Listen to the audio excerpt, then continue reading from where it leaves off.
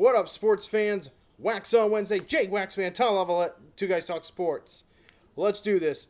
First of all, apologies for not doing a Waxon Wednesday last week. Again, no excuses.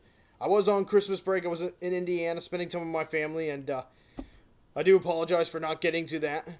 And secondly, Happy New Year to all you sports fans out there, and best wishes to all of you in the year 2025. I hope you all had a great 2024, and hopefully you all have an even better 2025. So, without further ado, let's get on with the show. First Wax On Wednesday of 2025. And we're just going to get, right now, as I'm recording this, whole lot of college football going on right now. But first, I want to start with this. My thoughts and prayers all day long have been with the people of New Orleans. For those of you who do not know, there was a terrorist attack there last night in the early hours of January 1st of this new year.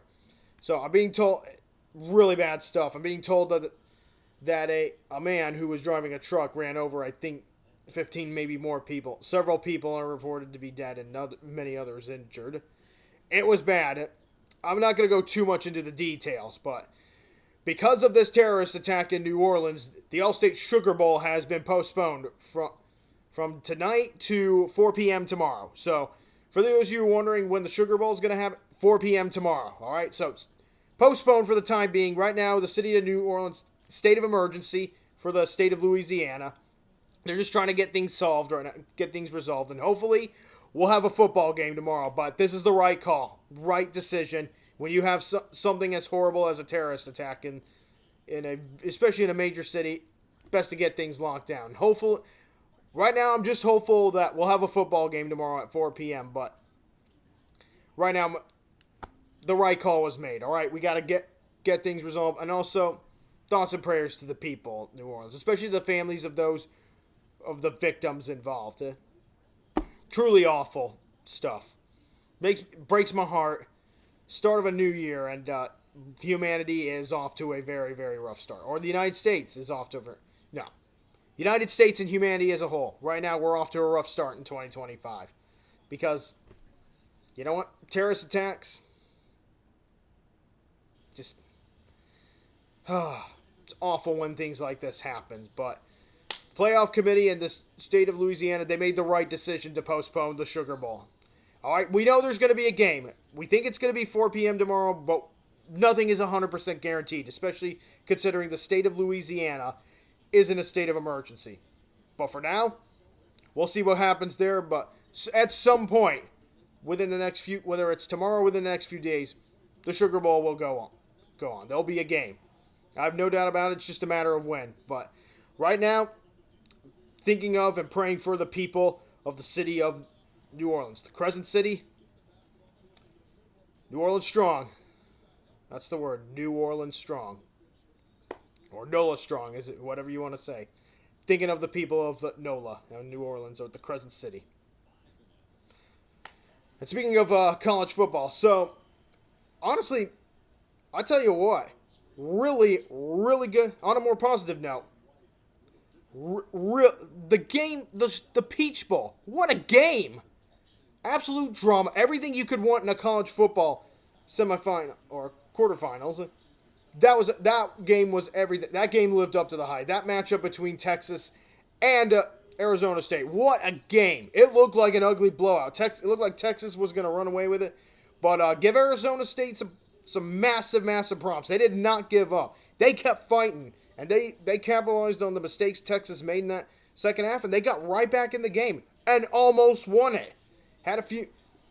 That game had everything. The drama, and yes, it had controversy too. I mean, I can go on about the bogus no targeting foul. By the way, that was targeting. All right, that was targeting that should have given Arizona State a first down, and they might have won that game had the call on the field been targeting, which it should have been. But hey, both sides had their chances, and at the end of the, and I will also say, Arizona State also may have gotten away with a guy tugging someone into the end zone in overtime for a touchdown. As a Purdue fan, I've seen that myself. But so things, hey, call things even then, since there was no call there as well. But really, really good football game. And congrats to Texas. They're moving on. And to Arizona State, keep your heads up. You guys fought all the way to the end. They fought like they were underdogs. I mean, or more than just underdog. I love a game where the underdog battles all the way to the end. And that's what Arizona State did. They rallied and made a game out of it. And so far, the best game in the college football playoffs that I've seen. Without a doubt. That's good quality college football. College football at its finest. All the drama, all the controversy, all the chaos, and the fans are whoever was in attendance, the fans that were there at that game, they were the big winners. They got their money's worth of football. Both sides, both the winners and the losers. So just my thoughts there. Really good football game between both those sides. Also, okay, I don't know much to say about the Fiesta Bowl between Penn State and Boise State. I mean, Penn State proved to be superior, and right now they showed that the Big Ten right now, probably the best conference in college football this season. That's my thoughts on that. Boise State, great season.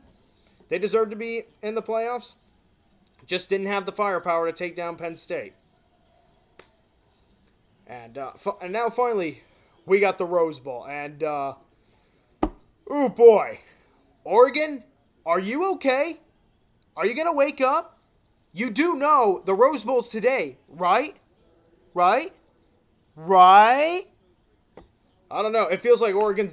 Okay, so they did get a score at the end to make it 34-8 at the half. But right now, for the most part, Oregon has been sleepwalking this entire game.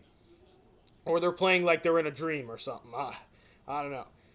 You could make the case that they didn't show up. But you can also make the case that Ohio State is playing like they got a chip on their shoulder. Like they remembered that game against Oregon where they were at Eugene and lost in the final seconds. And that was a good game. This game right now, Ohio State looks primed to move on. They just got to finish things off in the second half. But right now, they are taking it to the Ducks. They are cooking the Ducks. And if the result holds up, I'm looking like I'm eating crow about Ryan Day. Perhaps I was wrong about him. Maybe he's not, after all, just riding the coattails of Ohio State. Maybe he is doing more than enough to get Ohio State to the mountaintop. So I might be eating my words there. We shall see. But right now, all thoughts aside, oh boy, it's not looking so good. It's not looking good for the Oregon Ducks. And this is the team that I thought was going to win it all this year. The Oregon Ducks, they were my pick to win the national championship. They looked like the best team for most of the season, but right now, it's almost like the Ducks are stuck. I mean, it's a new year, but it looks like the Oregon Ducks are stuck in 2024. Or at least they haven't woken up into 2025, because right now, it's not looking good. And they got a long ways to go to tie this game up. They're going to need a Herculean-size effort to not only come back and tie this game, but to win it. To win it as well. It's going to take a lot. And probably a lot more than it just might be too much for them.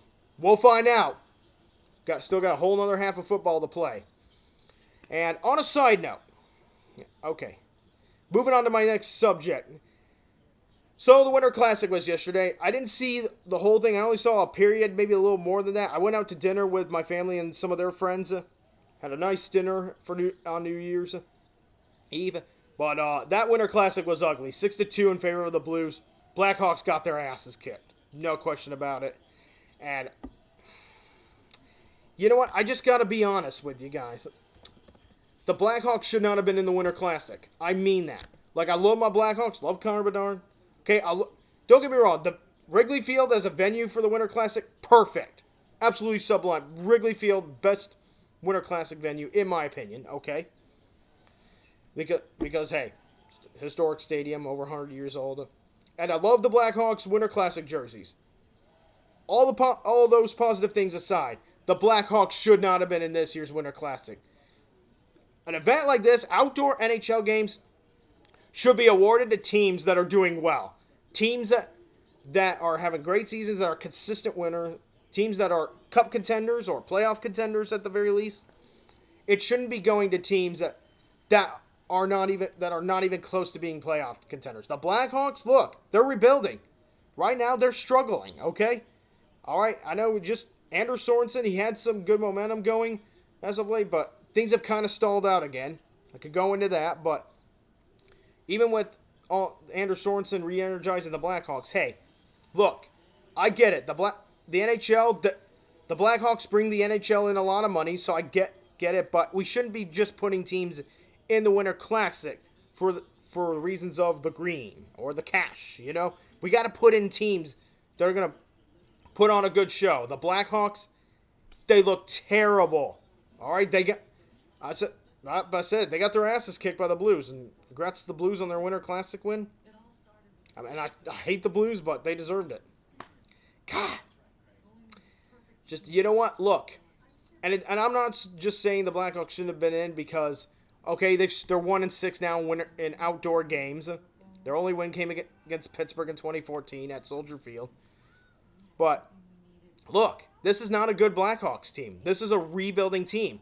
This is the kind of team that should not be in a prestigious event, such as the Winter Classic or whatever outdoor stadium games that you are going to do if you're the NHL. It's clear that the NHL put them in this year's Winter Classic because money talks. Simple as that. But the Blackhawks' effort yesterday, it was bad.